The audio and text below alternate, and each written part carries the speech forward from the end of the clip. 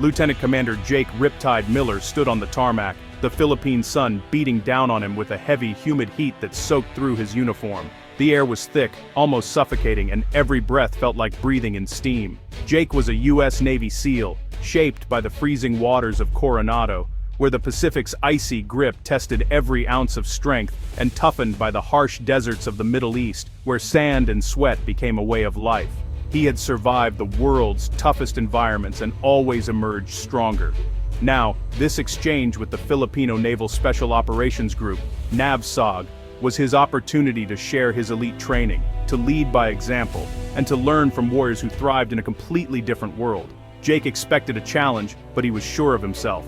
His training was the best in the world, and he believed he could handle anything that came his way. The NAVSOG camp was rough and basic, carved out of the thick jungle, a sharp contrast to the high-tech bases he was used to back in the United States. Here, the wild pressed in from every side, untamed and relentless. The Filipino operators greeted him with quiet nods, their eyes sharp and serious, their bodies lean and hardened from years of surviving in the tropics. There was respect in their gaze, but also a silent challenge. Jake felt a sense of pride, ready to show them how things were done, certain that his experience would set him apart. The NAVSOG commander spoke not about weapons or technology, but about resilience, teamwork, and the will to survive, qualities that mattered most in the unforgiving jungle. "The jungle and the sea don't care about your reputation," the commander said. "They only care about your will, your determination to keep going when everything is against you." Jake listened, but the words didn't fully register. He thought he understood hardship, but this was a new kind of test. He believed his will had already been tested, by fire, by battle, and by the toughest training imaginable, but he was about to discover there were other kinds of trials. Some even more intense, more relentless, and more humbling than anything he'd faced before. The jungle loomed ahead, alive and indifferent, ready to test him in ways he couldn't yet imagine. Jake stepped forward, unaware of how much he still had to learn, and how this new arena would transform him into a different kind of warrior. Training began before dawn, when the world was still dark and the air was thick with anticipation. The first challenge was a punishing ocean swim, a true test of both body and mind. Jake, known as Riptide, thought this was his element, but the Pacific was warm, wild and draining, sapping his strength with every stroke. The NAVSOG men glided through the water, part of the ocean itself, moving as if they belonged there. Jake pushed hard, pride fueling him, but the effort was immense.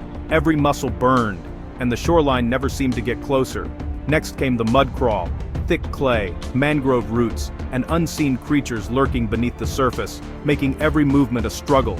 They carried heavy logs, the great equalizer, through endless muck. The weight pressed down on everyone, no matter their strength.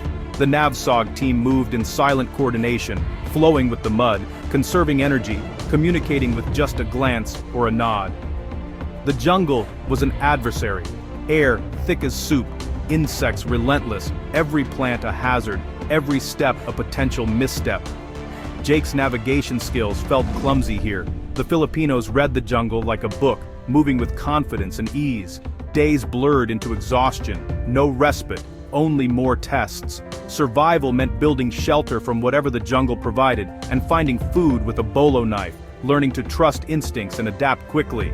Jake knew the theory, but the NAVSOG trainees lived it, crafting traps with practiced hands and building camps with inherited wisdom passed down through generations. He watched, humbled, as they thrived where he struggled, realizing there was much more to learn than he ever imagined. This wasn't about conquering the environment, it was about being accepted by it, understanding its rhythms, and respecting its power. Jake's perspective began to shift, opening his mind to a new way of surviving and thriving in the wild. Jake's size and strength, once assets, became liabilities in the dense jungle. The humidity sapped his energy, his frame snagged on vines. During a brutal march, his legs cramped, vision blurred. Mateo, a quiet NAVSOG operator, silently took Jake's rifle and offered sugarcane. The gesture was pure camaraderie, no judgment, just shared hardship. Jake chewed the cane, energy returning, humility settling in. The jungle was a relentless teacher. One night, Jake's night vision goggles failed in a downpour. He was blind. Mateo moved confidently, attuned to the rain and earth, teaching Jake to listen and feel. In a river crossing, Jake's power was useless against the current. The NAVSOG team worked with the river, not against it. Jake learned to adapt, to move in harmony with the environment. Mastery wasn't about force, it was about understanding and respect. The jungle was changing him. Hell Week arrived, 5 days of relentless, sleepless trials. During a grueling boat paddle, Jake's strength failed. Mateo's hand steadied him. The team chanted a steady cadence, their unity pulling Jake through. In that moment, nationality faded. They were brothers in a boat. That night, holding logs in the surf, Jake's grip faltered. Reyes beside him shifted to take more weight, giving Jake a moment to recover. This selfless support was the NAVSOG way, team over self. Jake reciprocated, helping tie knots and carry teammates. Respect became action, not just words. Shared misery forged a living brotherhood. They became a single entity, stronger together. Jake's understanding of teamwork deepened. He was no longer just an American SEAL, he was part of something greater. As physical trials eased, training shifted to jungle warfare. Jake expected his American skills to shine, but NAVSOG's mastery was humbling. They became invisible in the jungle, using mud and leaves for camouflage. Survival skills went beyond basics, finding water in vines, tracking by animal trails, crafting weapons from the land. Lessons were passed down through generations, rooted in respect for the environment. Overconfidence was punished. The jungle demanded humility. Jake's shortcut through thick rattan left him lost and exhausted, while the team arrived safely by the patient route. The jungle has its own paths, Mateo said. Sometimes the fastest way is the patient way. NAVSOG saw themselves as guests of the land, taking only what they needed. Jake's worldview shifted. Obstacles became systems to understand, not conquer. Wisdom and respect replaced brute force. The transformation was deeper than any physical change.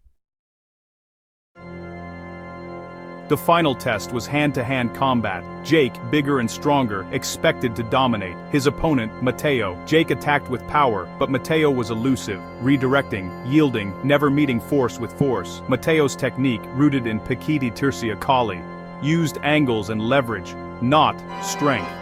Jake's aggression left him off balance, his energy wasted. Mateo's precise strikes numbed Jake's limbs, dismantling him piece by piece. Frustration mounted. Jake was fighting air. In a final rush, Mateo swept Jake to the ground and locked him in place. "Yield," Mateo said. Defeated, Jake tapped out. He had lost, but gained a profound respect for skill and intelligence over raw power. The lesson was clear.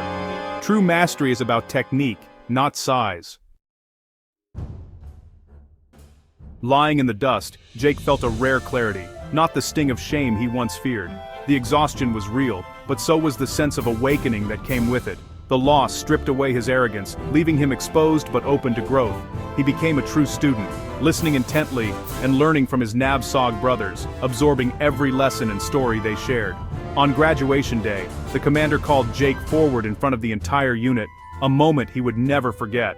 The commander spoke not of Jake's initial confidence, but of his humility, perseverance, and remarkable growth. With pride, the commander presented Jake with the NAVSOG Trident Patch, the highest honor a warrior could receive. "You bled with us. You became one of us," the commander said, and Jake felt the weight of those words. The patch felt heavier than any medal Jake had ever earned, carrying the weight of sacrifice and brotherhood. It symbolized not just achievement, but brotherhood, humility, and a deep personal transformation. Jake nodded to his brothers, knowing he was forever changed by the journey they shared. Back in Coronado, Jake led his team differently, emphasizing teamwork, wisdom, and respect above all else. He taught new SEALs the lessons of the jungle, the value of humility, and the importance of learning from every experience. The NAVSOG patch was sewn inside his uniform, close to his heart, a constant reminder of his journey. It was a private reminder. True strength is found in the ability to learn, adapt, and honor others, no matter the circumstance. Jake's journey as a warrior, and as a lifelong student, would never truly end, always pushing him to grow and inspire those around him.